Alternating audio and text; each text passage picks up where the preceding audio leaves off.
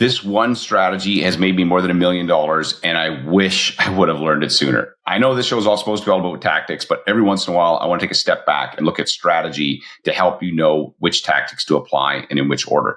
So at the end of this too, I'm going to share with you some ideas on how you can take action on what I talk about. And so, hey, I'm Scott Beckford. This is your weekly tactical podcast where I share ideas, tactics for you to help grow your mortgage business. Before I jump into today's episode, I want to give a shout out to our title sponsor, Finmo. Finmo is a Canadian mortgage application, document collection, submission platform designed specifically for Canadian borrowers. It's very easy for borrowers to use. It's got some cool features. One of them is Smart Docs. So as they're filling out the app, it knows if they're employee or self-employed, and it asks for those documents, and it gives them a secure online portal that they can upload those documents where you can review them. It's super slick. It's also connected to Lender Spotlight, which is the best tool for searching rates and guidelines, over 8,000. Check them out at lendesk.com/Finmo and get a tour, a demo, because it's the best way to actually check it out and see how it works. All right. So what is one strategy that has helped me make more than $1 million multiple times? And as I said, I wish I would have done this sooner. I wish. But hey, it's always better to learn it now than never.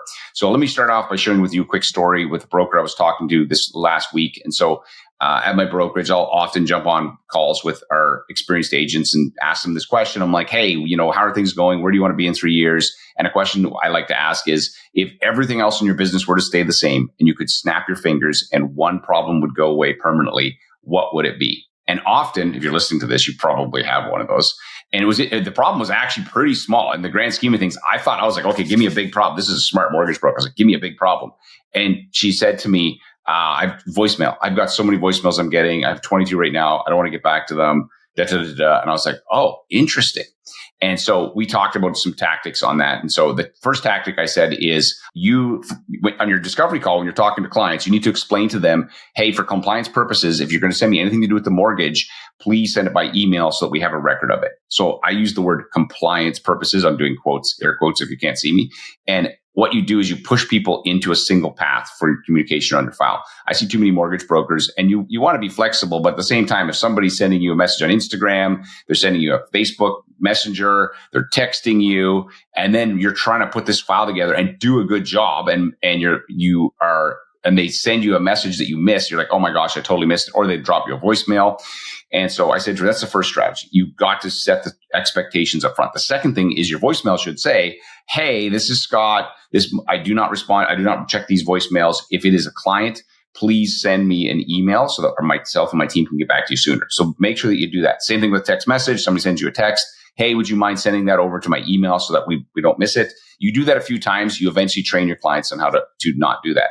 And to not use these other forms of communications to send you file-related questions. Now, I don't mind using these other lanes to start the conversation, so to get them on a discovery call, right? So sure, all the paths lead to the discovery call. After the discovery call, now you're getting on my train, you're getting on my bus, and I'm going to do my damnedest to give you a great experience. And I can't do that if your communication's all over the place.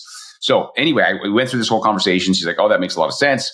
The reason I share this is because she is smart. She's wicked smart, actually, and she's taken some of my training in the past and improved the heck out of it. But so why didn't she see this solution that was right in front of her? And the reason is because she was missing perspective. And this is something that I'm missing, you're missing. And one of my coaches one time said to me, Scott, you can't read the jar label from the inside. And so because they have outside perspective, they can see things you can't. And then if you're humble and you're willing to listen to them, you go, oh, you're totally right. That makes a lot of sense. And so what happened in this scenario with her is that I just had perspective. I'm not attached to it. And I found the same thing when I was a paramedic, having that outside perspective and being not emotionally attached to the outcome allowed me to be a much, much better paramedic. And so, for me, when did I learn this? So I said this has made me more than 7 figures, more than $1 million multiple times, is that when I was first started my training company, I initially just said, okay, I've got some ideas. I've learned all this stuff from my own business and from all these podcasts, talking to smart people. I'm going to do some training and I'm going to fly out to these cities and put on these 1-day workshops. And it was a lot of fun. Got to meet lots of cool people. And the only problem was it was a lot of traveling and I was going all over the place. And I thought there's got to be a better way. I'm burning myself out. And so I ended up finding a company that was a $15 or $20 million a year coaching company that showed you how to build and deliver high quality online training. Prior to that, I had no idea how to do it. And they showed us everything. They gave us a plan to follow, and it absolutely changed my life. And the one thing that I realized after going through this was like, why did I not do this sooner? Why do I have to try and figure out everything myself? Why do I accuse myself of being creative, but don't be creative on things that have already been figured out. Be creative on the nuance of it, the last 10%, but follow the 80 to 90% and then add your creativity because you've got a working model. So that's something that once I figured that out, and I did not do this when I was younger. When I was younger, I would take I took coaching. I just didn't listen. I'm like, yeah. And this is the thing I tell myself. Maybe this is something you say to yourself. You'd say, yeah, that would work for you, but it wouldn't work for me. That doesn't match my personality. Or, oh, people in my market, they wouldn't do that. And I got to tell you right now, after coaching for the last 7-8 years, that's all bullshit. It's not true. It's absolutely not true. It is 1000% in your head, and someone else will come into that market and they will apply the same strategy and they will be successful. I remember I coached somebody. It was in London, Ontario, and I was talking to this girl, and she was a bartender. She was a server, and she came into my coaching program. We coached her on how to go out and build her business, and she was doing like 15 million a year back. This was back when the mortgages were smaller. I talked to another guy who wanted to come into the coaching program. He said, yeah, I do like 9 to 10 million a year. I just can't figure out why I'm not growing. He was stuck at this volume. He was kind of complaining to me about this. And then he said, I know more about mortgages. People come to me all the time with their problems and I solve them. And this girl that was in his community, we coached her to double his volume. And she had a fraction of his experience, literally a fraction. And so here we got this person who's got 2 years of mortgage experience, somebody with 15, 16 years. And this guy I didn't even let him in. I said, you know what? We can't help you. And the reason I didn't let him in is because I'm like, he's not going to listen. I'll take your money. You're not going to listen to me. I'm going to give you a plan. You're going to be like, that doesn't work. And I'm like, okay, done, been there. And he's like, I know how realtors work. I know this. Okay. If you knew it, you'd be doing more than volume than you're doing.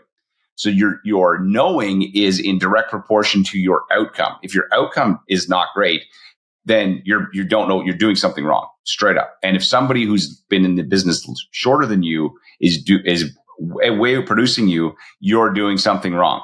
And you have to set your ego aside if you actually want to grow your business. Too often, I meet mortgage brokers who've got 20 years experience. And the reality is they got 1 year experience 20 times. They haven't improved at all in the 20 years, other than they keep doing the same crap.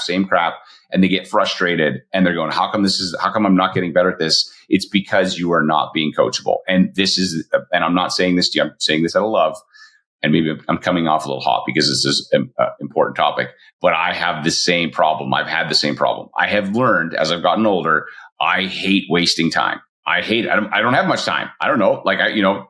And so what I do now is I will read it when I'm putting something together. Just as a side note, if I'm building IKEA furniture, I'm going to read the instructions because I don't want to do it twice. I've done this. Put the furniture together, look at it and go, that panel's backwards. Damn it. Take the whole thing apart, flip the panel around, put it back together. I hate that. And that's just on a small thing. And if you can apply that to your mortgage business and the mistakes that you make that cost you a fortune, because you are not being coachable, it's absolutely going to be, it's just dumb, straight up dumb. So a couple things to think about on this. I think, and I heard this from James Aldridge, I believe, he believes in a +1 and equals and a -1. And so this whole concept is you need to have somebody ahead of you who's coaching you, who's giving you that perspective, who can read the jar label from the outside, that can look at things and go, oh, okay, have you thought about this? And you need to be humble enough to listen and to apply it. You also need peer mentoring, which is the equals. You need somebody who's, at the same level as you, and you're talking about this because they're going to see things you don't, even though they may not be further ahead than you. You may be about the same, maybe they're even behind you, but they're going to, again, see things that you can't see. And then I believe you should be coaching or mentoring someone because it's really helpful if you take the time to explain things, slow down. It makes you have to really think about what you're doing, and it will make you better at your job. When I ran the coaching company, we had multiple coaches. Every coach said to me, Scott, this is the coaching. Yeah, it's been a ton of fun, but the stuff that I'm learning from being a coach is actually helping my business a ton as well. And so there is something about mentoring and coaching others that will help you get better. So you need a +1, an equals, and a -1. And so all of this to tell you that if you are in your mortgage business and you're stuck and there's someone else who's way farther ahead of you, they're doing something different. Straight up. It is not the market. There are people in this market that are still growing. There are people in this market that are going up when everybody else is going down. So you got to ask yourself, what are they doing different than me? What do they know that's different than me? And then apply that to your business. And so I said to you at the beginning of this, I was going to share with you some ideas that you can apply.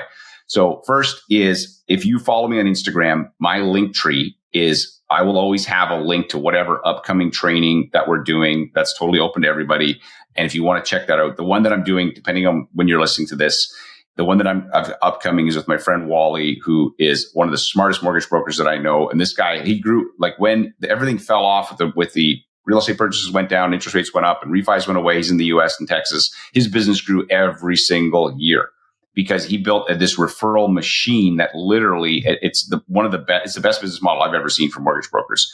And so if you want to check out that webinar, you can click on my Instagram on my link tree. It'll be there. Plus, give me a follow on Instagram. I appreciate it. I'm trying to grow that. I should have done that years ago. I didn't. So that's one of the things that you can do.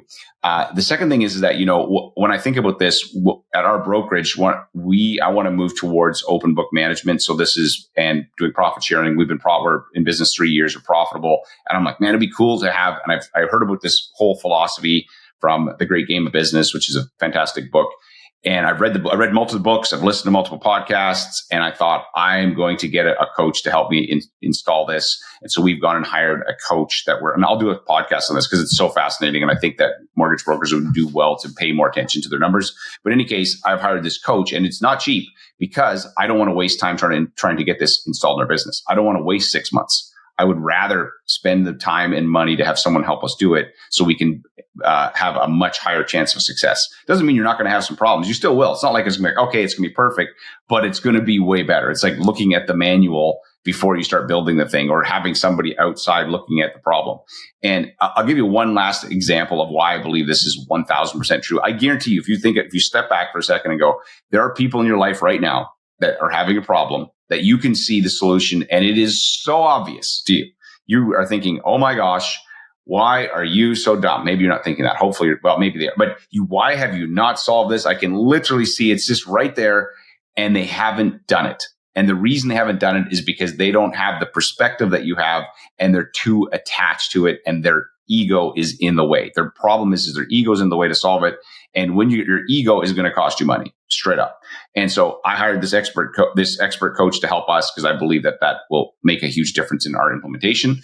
The other part is in terms of peer-to-peer mentoring. Recently, what we did at our brokerage, we did this half-year planning session with all of our experienced agents, and this was awesome. And so this was a peer-to-peer environment that we created. And what we did was we said, okay, here's a sheet to fill out to analyze your business, your income, where all your business comes from. Then we're going to get on this call. Then we put them into these breakout rooms, and the feedback from this thing was awesome. And the thing is that this was peer-to-peer learning. So they were one of my agents, one of our top guys, messaged me, said, Scott, I got 4 or 5 really good ideas from that. And it was because we had this environment where this peer-to-peer mentoring can happen. So I believe that I know for a fact, because I can prove it with my bank account, that coaching and mentoring is absolutely the number one thing that you can do to apply to your business. And if you're stuck at the same volume for the last 5 years, you're just doing something wrong, straight up. Hey, thanks for listening to this. I'm your host, Scott Peckford, and this is the Out Mortgage Brokering Podcast. And as I always say, there's no problem that hasn't been solved in your mortgage business. Your problem is who's got the answer? Who am I going to learn it from? Hopefully you find this useful.